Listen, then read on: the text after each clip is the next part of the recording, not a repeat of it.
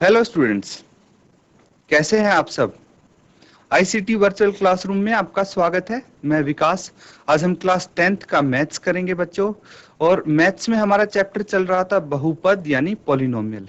तो उसके हमने अभी तक बेसिक्स किए हैं। पॉलिनोमियल के बारे में डिस्कशन किया था कि क्या होते हैं पॉलिनोमियल, क्या क्या उनकी कंडीशंस होती हैं, मतलब कौन सी चीज जरूरी होती है एक पॉलिनोमियल होने के लिए।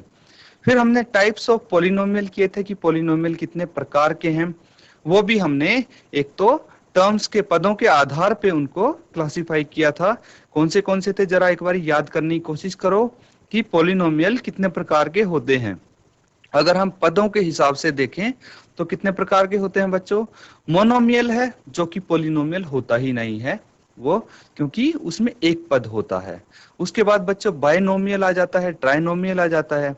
इसी तरह हमने जो उसकी डिग्री होती है उसके आधार पे हमने उसका क्लासिफिकेशन किया था पॉलिनोमियल का। और वो कितने प्रकार के होते हैं बच्चों, उसमें हम बोलते हैं लीनियर पॉलिनोमियल, फिर उसके बाद क्वाड्रेटिक पॉलिनोमियल, क्यूबिक पॉलिनोमियल। इस तरह से हमने इसका क्लासिफिकेशन किया था बच्चों। और उसके बाद हमने पॉलिनोमियल की जीरो निकालना सीखा था। पॉलिनोमियल की जीरो क्या होता है। तो वहीं से बच्चों, जहां लास्ट टॉपिक हमने छोड़ा था वहीं से आज हम स्टार्ट करेंगे। तो चलिए हम स्मार्ट बोर्ड पे चलते हैं और स्टार्ट करते हैं। आपका चैप्टर है बच्चों पॉलिनोमियल। पॉलिनोमियल यानी बहुपद।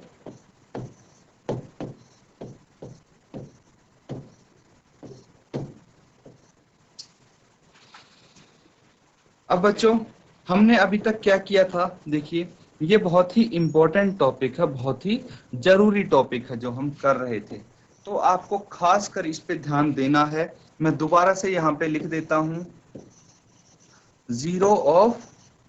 Zero of a polynomial.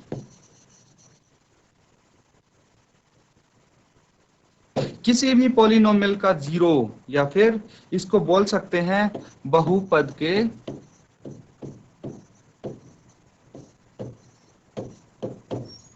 हल। किसी भी पॉलिनोमियल का जीरो निकालना है, या फिर जीरो को हम क्या बोलते हैं, शून्य हम बोलते हैं। बताया था आपको, पॉलिनोमियल को शून्य बोलते हैं। और क्या बोलते हैं बच्चों, इसको रूट्स हम बोल सकते हैं, रूट्स। और क्या बोलेंगे इनको, इनको हम बोलेंगे सॉल्यूशंस। ठीक है। तो इसका मतलब क्या होता है बच्चों, जीरो क्या होती है। देखिए, value of variable by which a polynomial become zero. मतलब इसके वेरिएबल की, वेरिएबल मतलब हमने सीखा था बच्चों कल, क्या वेरिएबल क्या होता है। वेरिएबल, वेरिएबल क्या होता है बच्चों, ये हमने सीखा था। इसको हम चर बोलते हैं। चर यानी जिसकी वैल्यू चेंज होती रहे, जिसकी वैल्यू चेंज हो सके। तो कोई पॉलिनोमियल है जो कल लिया था हमने, वही ले लेते हैं पॉलिनोमियल। इसको टी एक्स से डिनोट कर देते हैं, और ये पॉलिनोमियल है एक्स माइनस टू। अब देखिए इसमें वेरिएबल कौन सा है, चर कौन सा है, मुझे एक्स दिखाई दे रहा है। तो एक्स की वो वैल्यू, एक्स का वो मान जिसके लिए ये पॉलिनोमियल जीरो हो जाए, उसी को हम क्या बोलेंगे, जीरो बोलेंगे।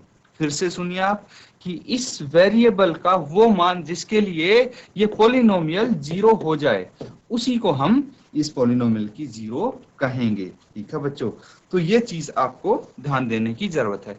उसके बाद हमने क्या किया था, इसको y के लिए सॉल्व किया था। जो ये पॉलिनोमियल है इसको हमने y के लिए सॉल्व किया था, और y के लिए सॉल्व करके हमने ग्राफ बनाया था। इस तरह से एक ग्राफ बनाया था, जो कि आपकी एक स्ट्रेट लाइन आई थी इसी तरह से। ठीक है, क्या आई थी, स्ट्रेट लाइन आई थी, सीधी लाइन आई थी। ये पॉलिनोमियल कौन सा है, ये लीनियर पॉलिनोमियल है। ये हमारे पास कौन सा है, आप कैटेगरी एग्जाम्पल के साथ आपने की थी, समझी थी, तो उससे पता लग जाता है कि ये लीनियर पॉलिनोमियल है। क्यों है ये लीनियर पॉलिनोमियल, क्योंकि बच्चों इसके इसमें x की पावर एक है, x की पावर एक है, इसीलिए इसको हम लीनियर पॉलिनोमियल बोलेंगे। अगर x की पावर दो होती तो हम उसको क्वाड्रेटिक पॉलिनोमियल बोल सकते थे। तो ये चीज आपको ध्यान रखनी है कि जो लीनियर पॉलिनोमियल होगा उसकी सीधी रेखा बनेगी हमेशा। कौन सी बनेगी? सीधी रेखा बनेगी। लीनियर पॉलिनोमियल को क्या बोलते हैं बच्चों? रैखिक पॉलिनोमियल बोलते हैं। तो इसकी हमेशा सीधी रेखा बनेगी। और दूसरी बात यह है कि जो भी जीरोज होते हैं, जैसे इसका जीरो कितना आया, इसका जीरो आया 2, ठीक है, इसका जीरो 2 आया। तो जो भी जीरोस होते हैं वो कहाँ पे रहते हैं? वो एक्स एक्सिस, ये एक्स एक्सिस है, इस पे रहते हैं, इस पे ही मिलेंगे आपको जो भी जीरोस होंगे। किस पे मिलेंगे? एक्स एक्सिस पे मिलेंगे, ठीक है बच्चों। तो ये चीज आप ध्यान रखें। अब एक चीज और है कि लीनियर पॉलिनोमियल का जीरो एक ही आने के चांस हैं।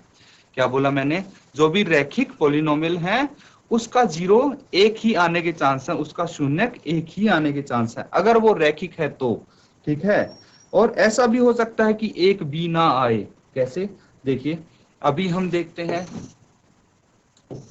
ये ग्राफ है हमारा, मान लीजिए एक्स, ठीक है। अगर बच्चों एक्स पे कोई लाइन होती है, ठीक है, मान लीजिए कोई लाइन एक्स पे काटती है, तो इसका एक जीरो हो गया, ठीक है, रैखिक पॉलिनोमियल का, रैखिक बहुपद का। लेकिन अगर कोई लाइन ऐसे काटती है तो देखिए एक्स पे ये एक बार भी नहीं काट रही, तो ये क्या हो गई? ये एक भी जीरो नहीं है, इसका मतलब ऐसा भी हो सकता है, ठीक है बच्चों। अब बात आती है कि मैक्सिमम नंबर ऑफ सॉल्यूशन कितने हो सकते हैं, ठीक है। ये कैसे पता लगेगा कि ज्यादा से ज्यादा सॉल्यूशंस कितने हो सकते हैं किसी भी बहुपद के? ये पता लगाना है आपको क्वेश्चन देखते ही। तो यहाँ पे मैं लिख देता हूं,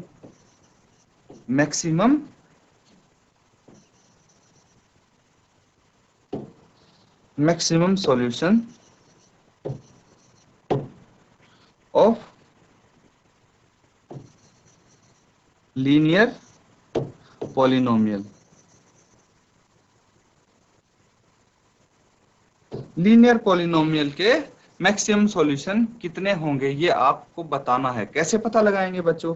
देखिए, कोई भी लीनियर पॉलिनोमियल है, जैसे x+2 है, ठीक है, या फिर x+3 है, ये क्या है? इसमें x की पावर 1 है, डिग्री कितनी है बच्चों, घात कितनी है, उससे हम पता लगाएंगे। इसमें डिग्री 1 है, ज्यादा से ज्यादा डिग्री इसमें 1 हो सकती है, इसीलिए मैक्सिमम सॉल्यूशन भी एक ही हो सकता है। ज्यादा से ज्यादा इसके सॉल्यूशन भी एक ही होंगे, ये चीज आप ध्यान रखें। अगर किसी लीनियर पॉलिनोमियल है तो इसकी डिग्री 1 होगी ज्यादा से ज्यादा, इसीलिए उसके सॉल्यूशन भी एक ही होगा ज्यादा से ज्यादा, या फिर जीरो जिसे बोलते हैं, उसके शून्यक जिसे बोल सकते हैं, रूट्स बोल सकते हैं, वो एक ही होगा, ठीक है। अब देखिए, अगर क्वाड्रेटिक इक्वेशन है तो कितने सॉल्यूशन होंगे बच्चों? अगर क्वाड्रेटिक पॉलिनोमियल है तो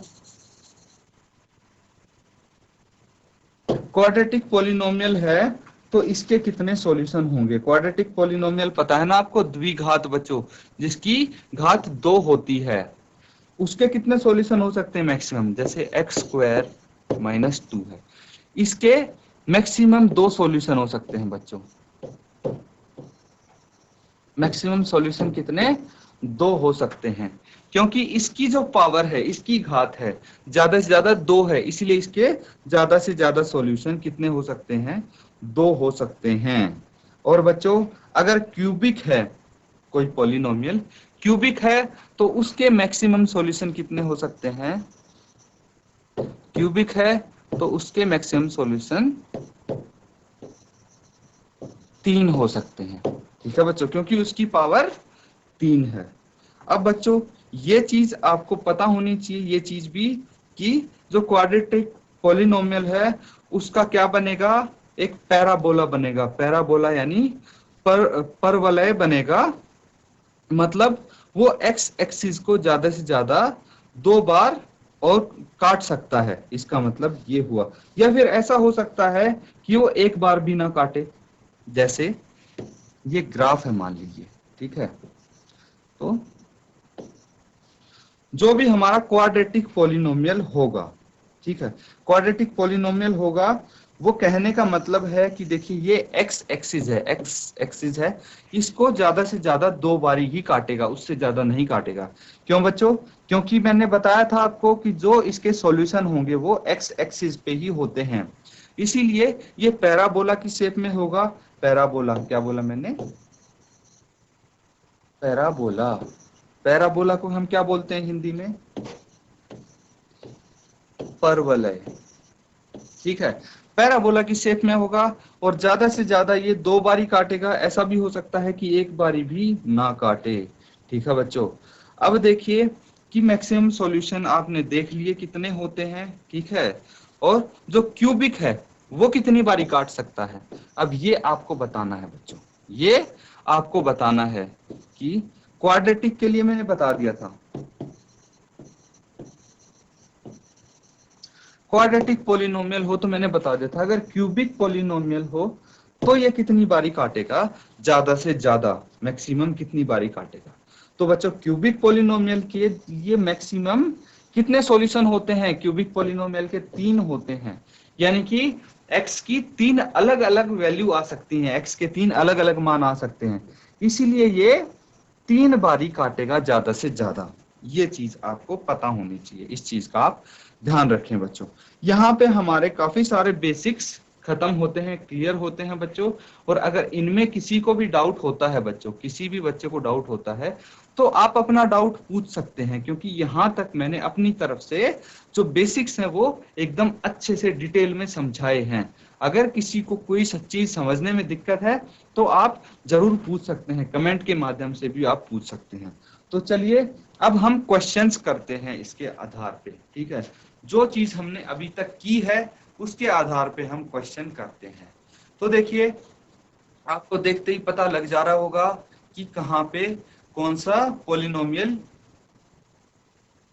लीनियर होगा, कौन सा पोलिनोमियल क्वाड्रेटिक होगा, कौन सा क्यूबिक होगा, वो हमने सीख ली है। जो लीनियर होता है उसकी रेखा कैसी होती है? स्ट्रेट लाइन होती है, सीधी रेखा होती है। तो यहाँ पे देख सकते हैं आप सीधी रेखा किस केस में बन रही है, और पैराबोला किस केस में बन रहा है, 3 पॉइंट पे कहाँ पे काट रहा है।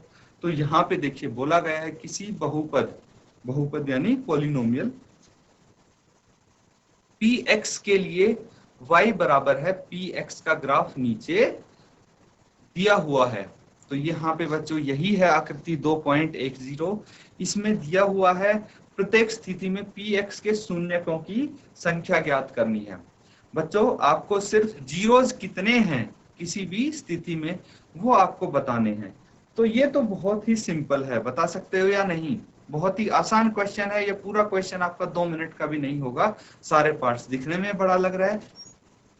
अब ये देखिए बच्चों कि यहाँ पे सबसे पहला पार्ट आपको दिया गया है, तो पॉलिनोमियल बताने की कोशिश कीजिए कि कौन सा यहाँ पे पॉलिनोमियल दिख रहा है आपको। तो यहाँ पे मुझे तो बच्चों लीनियर पॉलिनोमियल दिख रहा है। तो इसमें आपको ये बताना है कि कितने जीरोज हैं, शून्यकों की संख्या आपको ज्ञात करनी है। तो शून्यकों की संख्या ज्ञात करना बहुत ही आसान है। क्या बात हुई थी हमारी कि जितनी बारी एक्स एक्सिस को काटेगा उतनी ही बारी उतने ही शून्यक होते जाएंगे। तो यहाँ पे क्या लगता है आपको, कितनी बारी एक्स एक्सिस को काट रहा है? यहाँ पे एक भी बारी नहीं काट रहा, इसीलिए यहाँ पे पहले पार्ट में शून्यकों की संख्या कितनी है? 0 है, एक भी शून्यक नहीं है, क्योंकि एक्स एक्सिस को ये लाइन काट ही नहीं रही। अब दूसरे केस में देखिए बच्चों, दूसरे केस में जो मुझे दिख रहा है यहाँ पे एक्स एक्सिस को सिर्फ एक बारी काटा गया है। कितने बारी? सिर्फ एक बारी काटा गया है, इसीलिए जो पार्ट 2 है, सेकेंड पार्ट में शून्यकों की संख्या कितनी होगी? अगर एक्स एक्सिस को एक बारी काटा गया है तो इसके शून्यक एक होंगे, जीरोस एक होंगे।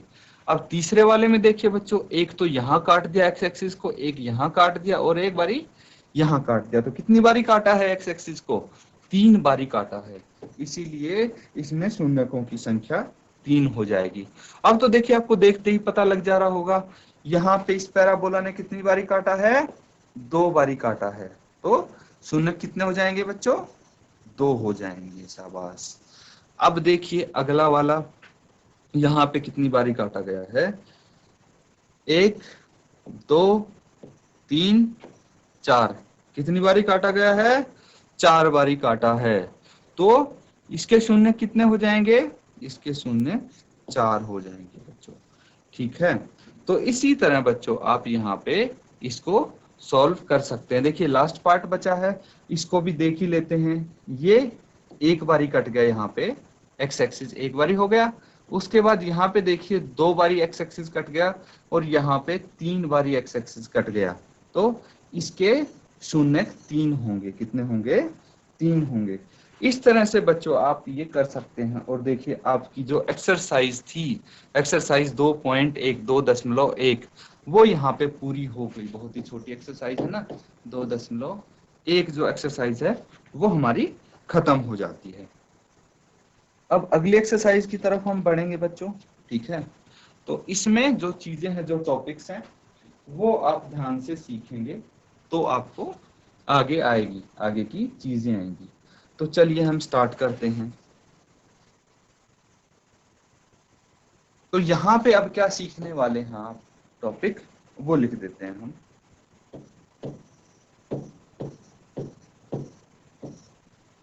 इसी बहुपद के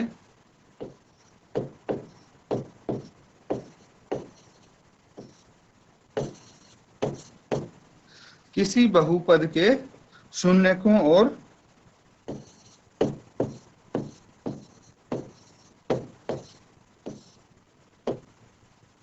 किसी बहुपद के शून्यकों और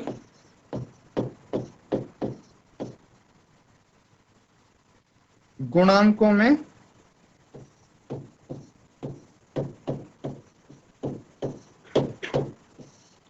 शून्यकों और गुणांकों में संबंध। ठीक है, तो यहाँ पे आपको ये चीज ध्यान रखना है कि किसी भी, अभी तक हम क्या सीख रहे थे, शून्यक हमें कैसे पता लगता है। ठीक है, शून्यक हम कैसे पता लगा सकते हैं, शून्यक हम कैसे निकाल सकते हैं किसी भी पॉलिनोमियल की। जीरो कैसे निकालेंगे आप, जीरो क्या होती है, जीरो का पता कैसे लगता है, यही है। अब क्या है बच्चों, अब बोला गया है शून्यक और गुणांकों में संबंध आपको यहाँ पे पता लगेगा कि क्या संबंध होता है। इसको इंग्लिश में भी लिख देते हैं। इंग्लिश में हम क्या बोलेंगे इसको? Relationship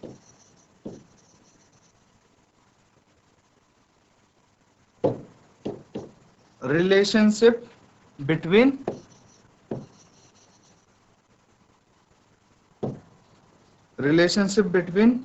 zeros and the coefficient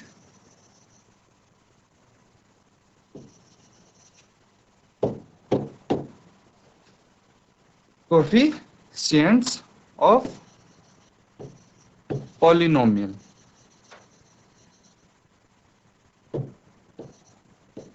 तो बच्चों कोई भी पॉलिनोमियल होता है, उसके जीरोस एंड कोफिशिएंट के बीच में रिलेशनशिप यहाँ पे आप डिस्कस करेंगे हम।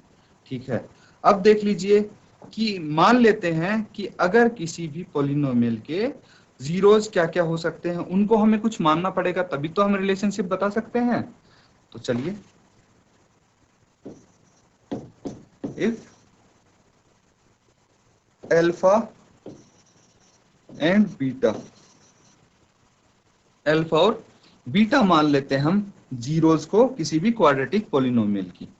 तो किसी भी क्वाड्रेटिक पॉलिनोमियल की ज्यादा से ज्यादा कितनी जीरोस हो सकती हैं? 2 जीरो हो सकती हैं। अब देखिए alpha beta are zeros of a quadratic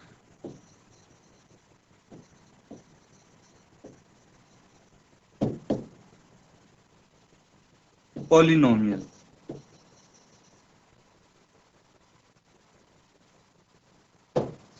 quadratic polynomial की अल्फा और बीटा जीरोस हो सकती हैं बच्चों। ठीक है, तो अल्फा और बीटा के बीच में हम क्या करेंगे, अल्फा और बीटा से हम जो भी इसके कोफिशिएंट होंगे उनका हम क्या निकालेंगे, संबंध निकालेंगे, रिलेशनशिप हम निकालेंगे। तो चलिए हम क्वाड्रेटिक इक्वेशन क्या होगी ये देख लेते हैं। मान लीजिए क्वाड्रेटिक इक्वेशन है हमारे पास ax² प्लस ax का वर्ग प्लस bx प्लस c, ये है हमारे पास क्वाड्रेटिक पॉलिनोमियल। तो फिर रिलेशन क्या होगा, देख लीजिए बच्चों, ध्यान से देख लीजिए कि जो हमारे पास जीरोज हैं वो हैं अल्फा और बीटा, ठीक है, और जो हमारे पास पॉलिनोमियल है वो है ax का वर्ग प्लस bx प्लस c। यहाँ पे कोएफिशिएंट क्या होंगे ये आपको पता होना चाहिए सबसे पहले, माने x का कोएफिशिएंट क्या होगा। तो बताइए x का गुणांक, x का गुणांक यहाँ पे क्या है, x का गुणांक मुझे यहाँ पे b दिखता है, कितना है, b है, ठीक है। अगर x² का गुणांक की बात करें, x के वर्ग का गुणांक यहाँ पे क्या है, a है, क्या है, a है, ठीक है बच्चों। और जो c है वो क्या है, वो कांस्टेंट टर्म है, कांस्टेंट क्या है, c है। कांस्टेंट को बच्चों क्या बोलते हैं, अचर, ठीक है। तो ये चीजें यहाँ पे मुझे दिखाई दे रही हैं। अब हमें देखिए कोफिशिएंट की बात हुई थी और जीरोज की बात हुई थी, ठीक है। तो हम कोफिशिएंट्स और जीरोज में संबंध अब निकालने जा रहे हैं। क्या संबंध होगा, देखिए अल्फा प्लस बीटा, अगर मैं बोलूं दोनों जीरोज को मैं जोड़ देता हूं, ऐड कर देता हूं, क्या कर देता हूं, ऐड कर देता हूं, तो कोफिशिएंट का क्या रिलेशन आएगा बच्चों, कोफिशिएंट आएगा -b बटे a। ध्यान से देखना इसे, ये बहुत ही जरूरी है आपके लिए। देखिए अगर दोनों जीरोज हैं उनको मैंने जोड़ दिया है तो कोफिशिएंट को मैं क्या लिख सकता हूं, -b बटे a। अब b क्या है, b आपको पता है x का गुणांक है, और a क्या है, a यहाँ पे x² का गुणांक है। तो ये इसके बीच में रिलेशनशिप आ जाती है। दूसरा देखते हैं, अगर मैं दोनों जीरोज को अल्फा और बीटा को आपस में मल्टीप्लाई कर देता हूं बच्चों, क्या कर देता हूं, मल्टीप्लाई कर देता हूं, गुणा कर देता हूं, तो इनका रिलेशनशिप क्या आएगा, ये चीज आपको पता होनी चाहिए, ठीक है। अब देखिए अल्फा इंटू बीटा है यहाँ पे, तो इसकी रिलेशनशिप हो जाएगी बच्चों c बटे a, क्या हो जाएगी, c बटे a हो जाएगी। अब c क्या है आपको पता है, ये कांस्टेंट टर्म है, क्या है, कांस्टेंट टर्म है, ये अचर पद इसको हम बोल सकते हैं। और a क्या है, a आपको पता ही है, x² का कोफिशिएंट है, गुणांक है। अब बच्चों इसको आप कैसे लिख सकते हैं, इसको बच्चों हम लिख सकते हैं alpha plus beta. Alpha plus beta क्या हो गया, अल्फा प्लस बीटा हो गया बच्चों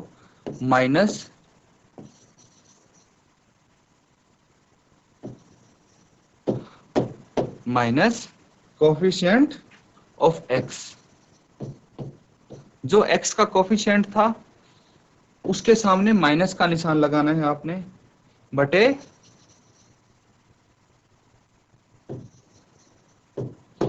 कोफिशिएंट ऑफ x², ठीक है बच्चों, बटे कोफिशिएंट ऑफ x² हो जाता है, ठीक है।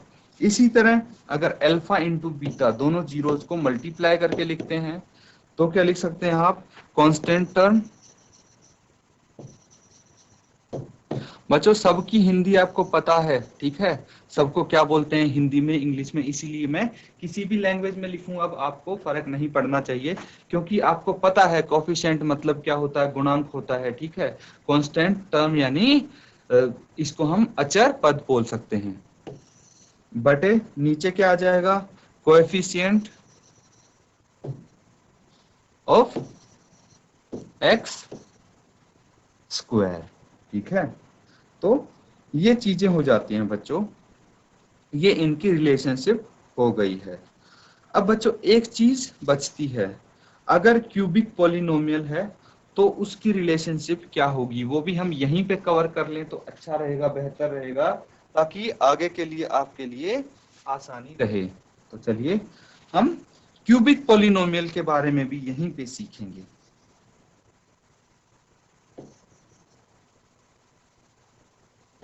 इफ अल्फा बीटा, अब बच्चों क्यूबिक पॉलिनोमियल में एक चीज बताइए कि ज्यादा से ज्यादा कितनी जीरोज हो सकती हैं, कितने शून्यक हो सकते हैं। तो हमने डिस्कस किया था पहले कि इसमें 3 शून्यक हो सकते हैं। तो देखिए यहाँ पे 3 लेने पड़ेंगे मुझे। क्या क्या लिया है, alpha beta and gamma. Are the zeros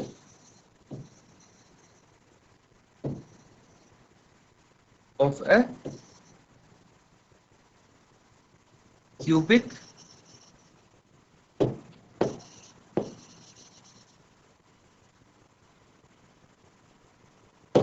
cubic polynomial.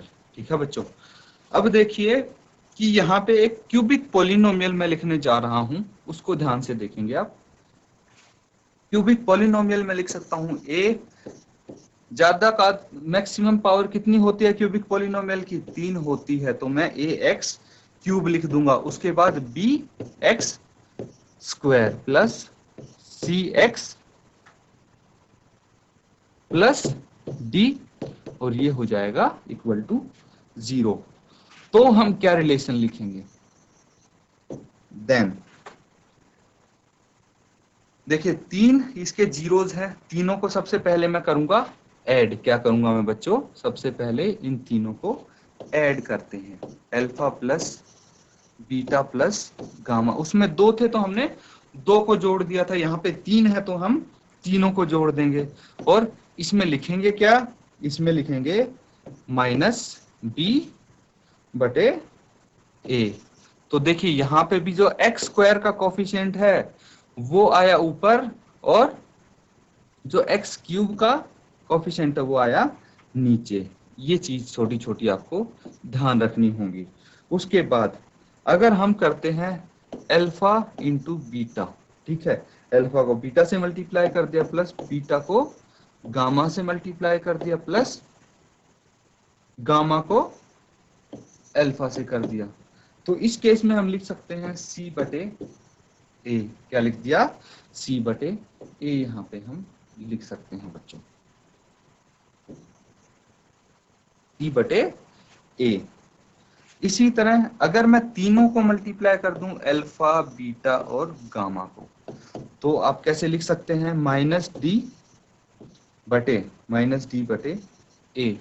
तो एक चीज में तो आपको बहुत ही आसानी होने वाली है, और वो क्या है कि देखिए जितना जो भी नीचे आता है डिनोमिनेटर आता है उस उन सब में ए आता जा रहा है। ठीक है, तो इस केस में जो हाईएस्ट डिग्री है उसका कोफिशिएंट आएगा, और जहां तक हम इसकी बात करते हैं क्वाड्रेटिक पॉलिनोमियल की, तो यहाँ भी देखिए हमें सिर्फ ए ही देखने को मिला है। तो यहाँ पे भी जो हाईएस्ट डिग्री थी उसका हम कोफिशिएंट ले रहे थे।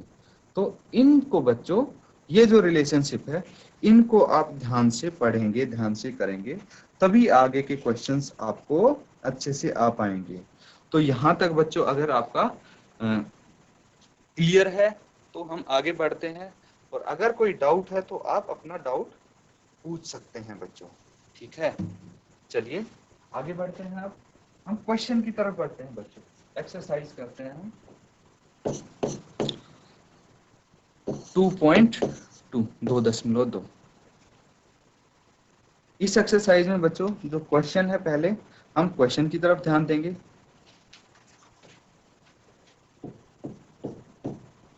क्वेश्चन बोलता है निम्न द्विघात, द्विघात यानी क्वाड्रेटिक बहुपदों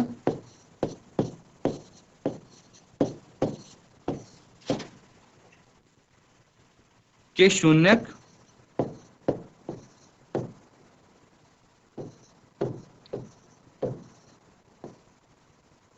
ज्ञात कीजिए।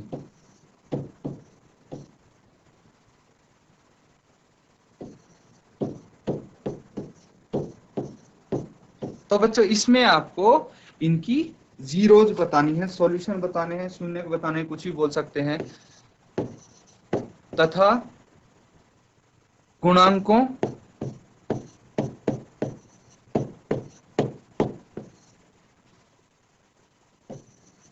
के बीच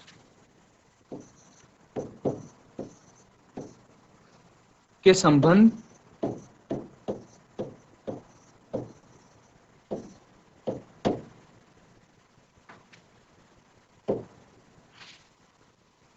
की सत्यता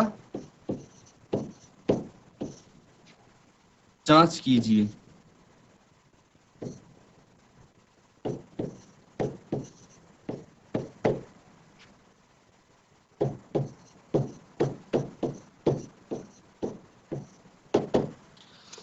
तो बच्चों आपके सामने कुछ क्वेश्चंस आएंगे, क्या आएंगे, क्वाड्रेटिक पॉलिनोमियल, द्विघात बहुपद यहाँ पे दिए जाएंगे।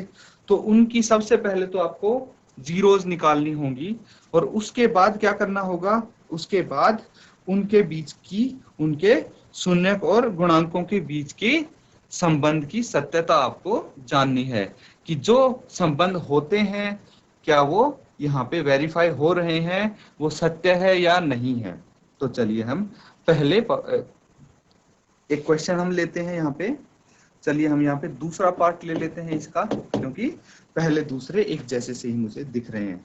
तो यहाँ पे कहता है 4s स्क्वायर, 4s का वर्ग माइनस 4s प्लस 1। तो सबसे पहले आपको जीरोज निकालने हैं। तो इसके जीरो निकालने हैं तो फैक्टर करके निकलेंगे, और ये फैक्टर का तरीका आपने छोटी छोटी क्लासेज में सीखा है बच्चों। क्या बोला मैंने कि इसके फैक्टर करके आप निकालेंगे, फैक्टर करके निकालेंगे, और जो फैक्टर करना है वो तरीका आपने 8वीं 9वीं क्लास में सीखा है। ठीक है, तो चलिए इसको करेंगे हम स्प्लिटिंग द मिडल टर्म से। क्या बोला मैंने,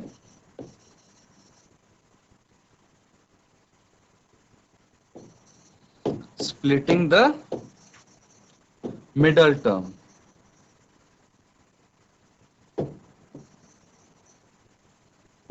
जो मिडल टर्म है बच्चों उसको स्प्लिट करके हम करेंगे। तो कैसे कर सकते हैं बच्चों, आगे बढ़ते हैं। ए एक्स स्क्वायर है जैसे प्लस बी एक्स प्लस सी, ठीक है, ये है। तो इसमें हमें क्या करना होता है, सबसे पहले इसको और इन दोनों को मल्टीप्लाई करके लिखना होता है, गुना करके लिखना होता है ए इंटू सी को। ठीक है, जो आंसर आए इसका भी मल्टीप्लाई करके जो भी आंसर आता है वो कितना होना चाहिए, उसको ऐड माइनस जो भी करके आपका क्या आना चाहिए, ये करके bx आना चाहिए बच्चों। bx यानी ये टर्म आनी चाहिए, ये चीज आनी चाहिए। ठीक है, अब इस क्वेश्चन की मदद से हम समझेंगे, और इनको मल्टीप्लाई करके कितना आना चाहिए, इनको मल्टीप्लाई करके वापस से a इंटू सी के बराबर ही आना चाहिए। अब देखिए हमारे पास था 4x square plus 4s plus, यहाँ पे बच्चों ये माइनस था 4s square minus 4s plus 1। अब देखिए 4 को ये a हो गया और ये c हो गया, इन दोनों को मल्टीप्लाई कर देंगे तो 4 इंटू 1 कितना है, 4 ही है। देखिए दो टर्म हमें ऐसी चाहिए जिनको ऐड या सब्ट्रैक्ट करके कितना आना चाहिए, माइनस 4s, और मल्टीप्लाई करके कितना आना चाहिए, 4 आना चाहिए। तो इसको 4 को अगर मैं लिख देता हूं 2 इंटू 2 तो मल्टीप्लाई करके 4 ही आएगा, लेकिन अगर इन दोनों को मैं ऐड करता हूं 2s प्लस 2s तो ये माइनस 4s नहीं हो रहा है। तो इसीलिए मुझे क्या करना पड़ेगा, इसीलिए बच्चों यहाँ पे मुझे माइनस लगाना पड़ेगा, माइनस 2s और माइनस 2s। तो माइनस 2s और माइनस 2s किसके बराबर आ गया, माइनस 4s। तो देखिए bx यही था हमारा, तो माइनस 4s आ रहा है, और 2 को सामने में माइनस लगा दूंगा, माइनस 2 इंटू माइनस 2 ये आ गया 4। तो देखिए a इंटू सी के बराबर आ रहा है ये। तो इसको हम लिख सकते हैं बच्चों, क्या लिख सकते हैं, 4s² तो ऐसे ही रहेगा, और यहाँ पे आ जाएगा -2s और प्लस 1, -2s प्लस 1, ठीक है। तो ये आपका इक्वल टू 0 हो जाता है। अब देखिए 4s, इसमें से 4s - 2s में से कोई चीज कॉमन ले सकते हैं हम, बिल्कुल ले सकते हैं बच्चों। 2s यहाँ पे हम कॉमन ले सकते हैं, ये s है, 25 मत समझ लेना इसको, ये s है। अब देखिए कि इसमें से अगर 2s कॉमन आ गया तो क्या बच गया, 4 में से 2 कॉमन आ गया तो 2, मतलब ये जो कॉमन लिया है बच्चों, इससे हम इन दोनों टर्म्स को डिवाइड कर देंगे, भाग कर देंगे। तो 4s² है, इसको अगर 2s से आप भाग करेंगे तो क्या आएगा, 2 दूनी 4, और s से s यहाँ पे कैंसिल आउट हो जाता है, तो कितना आ जाएगा, 2, ठीक है, माइनस आगे आपका 1 बच जाता है बच्चों। इसी तरह अगले वाले इन दोनों में से देखिए, इन दोनों में से मुझे -1 कॉमन दिख रहा है, तो 2s - 1 आ जाता है, 2s - 1। यहाँ पे बच्चों कंफ्यूज नहीं होना आपको, देखिए कि ये मैंने -1 कॉमन लिया है, इसीलिए जो अंदर का प्लस है ये भी यहाँ पे माइनस बन गया है, ठीक है, ये 0 के बराबर है। आगे इसको सॉल्व करेंगे तो 2s - 1 हम कॉमन ले लेंगे, 2s - 1 यहाँ पे कॉमन ले लिया, और क्या बच गया, 2s - 1 यहाँ भी बच गया, ये 0 के बराबर है। तो बच्चों s कितना आ जाएगा, 2s - 1 0 के बराबर है, तो s आ गया, 1 को दूसरी तरफ लेके जाएंगे तो प्लस में हो जाएगा और नीचे 2 आ जाएगा, तो s आ जाता है आपका 1/2, दोनों s आपके 1/2 आ जाते हैं। अब बच्चों क्या करना है आपको, जो इनके बीच में संबंध है उसकी सत्यता जाननी है, तो सबसे पहले अल्फा और बीटा करेंगे। तो जीरोज आपकी क्या क्या आई है बच्चों, देखिए अल्फा आया है आपका 1/2 और बीटा भी आपका 1/2 आया है। तो इनको अगर ऐड करेंगे तो 1/2 प्लस 1/2, ये कितना हो गया, 1/2 बच्चों, ये हो गया,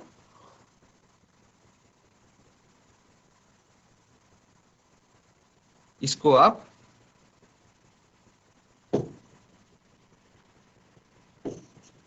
ये 4/4 हो जाता है। इसको बच्चों 1/2 यहाँ पे है, 1/2 यहाँ पे है, इसको आप क्या करेंगे, इसको ऐड करेंगे तो कितना आ जाएगा, ये नीचे तो 2 ही रहेगा एलसीएम, और 1 + 1 कितना हो जाएगा, 2 हो जाएगा, और 2 से 2 कैंसिल आउट हो गया तो 1 बच जाएगा। उसके बाद बच्चों क्या करेंगे आप, 4/4 है ये, ठीक है, तो इसको कैंसिल आउट करेंगे तो ये कितना बच जाएगा, 1 बच जाएगा। ये कोफिशिएंट है बच्चों, इसका आप ध्यान रखें। तो इसी तरह जो प्रोडक्ट वाला है वो आप क्या करेंगे, खुद आप वेरीफाई करके देखेंगे। जो आपका प्रोडक्ट वाला है, प्रोडक्ट वाला कौन सा, अल्फा इंटू बीटा, ये आप खुद करके देखेंगे, C/A होता है, तो इनकी आप वैल्यूज रख के देखेंगे बच्चों, ठीक है, कि क्या वैल्यूज आएंगी, क्या ये बराबर आ रहे हैं या नहीं आ रहे। तो बच्चों आज के लिए बस हम इतना ही करेंगे। जो क्वेश्चंस हमने किए हैं उनको आप प्रॉपरली एक बारी दोबारा से रिवाइज करें, और इन क्वेश्चंस के आगे भी जो आज तक हमने अभी किए हैं उसके आगे भी आप सॉल्व कर सकते हैं खुद से। तो कोशिश करें एक बारी कि आगे के क्वेश्चन भी सॉल्व कर लें आप। तो इसी के साथ आज का लेक्चर हम खत्म करते हैं। Thank you and have a nice day.